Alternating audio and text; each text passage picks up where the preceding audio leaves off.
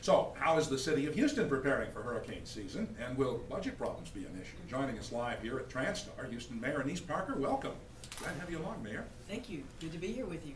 Okay, you're first at the helm. If a big hurricane comes this way, are you ready? How are you preparing for such a thing?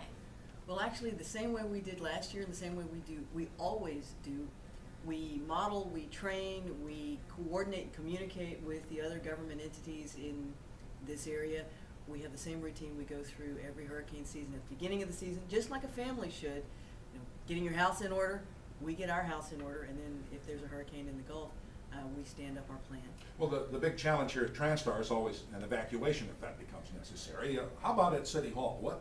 What's your biggest worry in that event?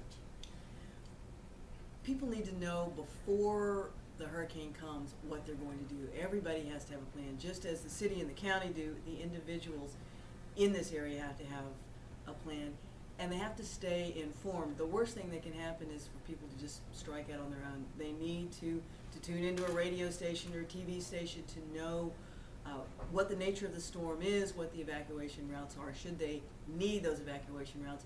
For most of the citizens of Houston proper, they would not evacuate in a storm. There are some in the low-lying areas on the coastal side of Houston that would be in evacuation zones, but most Houstonians would shelter in place.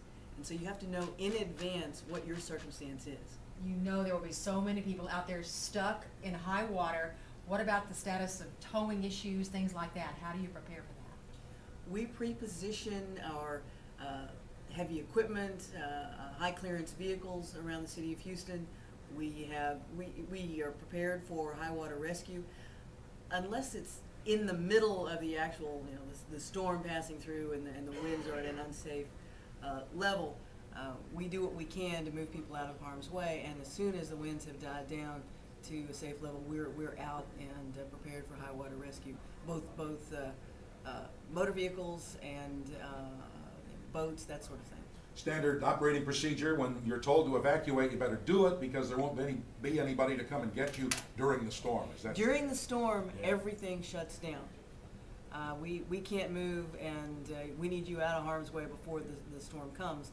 But again, you'll be told very clearly by me, by the county judge, by other public safety officials if you need to evacuate. If you don't need to evacuate, shelter in place until after the storm passes. Lots of folks learned that in Ike. the hard way? The hard way. But actually, in Ike, it went pretty well.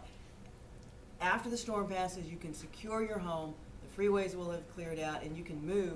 But the folks who needed to get out of the way of the water were able to go through. Police and fire personnel, critical components during the course of a storm, before, during, and even after, with looting issues and things like that. How are they prepared for the onset of a storm and then during it? Now, of course, we hope our citizens will not do things that are illegal after a storm, but just as we have our rescue vehicles available, police are called in prior to a storm. They're ready to go back out as soon as the storm lifts to make sure that the city is secure. Big shortage of money for you at City Hall. We know you're working hard to try to overcome that situation. Is that going to have any effect in the way the city is prepared for a storm? Absolutely not. We have not had to lay off a single police officer. We have not had to lay off a single firefighter. All of our emergency equipment is in place, and that's one thing that we don't scrimp on. And this is not something that the city of Houston does by itself. We work closely with, we have to communicate and coordinate with the smaller cities, with the surrounding counties. This is a joint effort, which is why much of it is coordinated here at TranStar, where we are this morning, which is a joint agency facility. Always a pleasure to talk to you, Mayor. Thank you so much for coming in here to TranStar to talk with us this morning. Absolutely.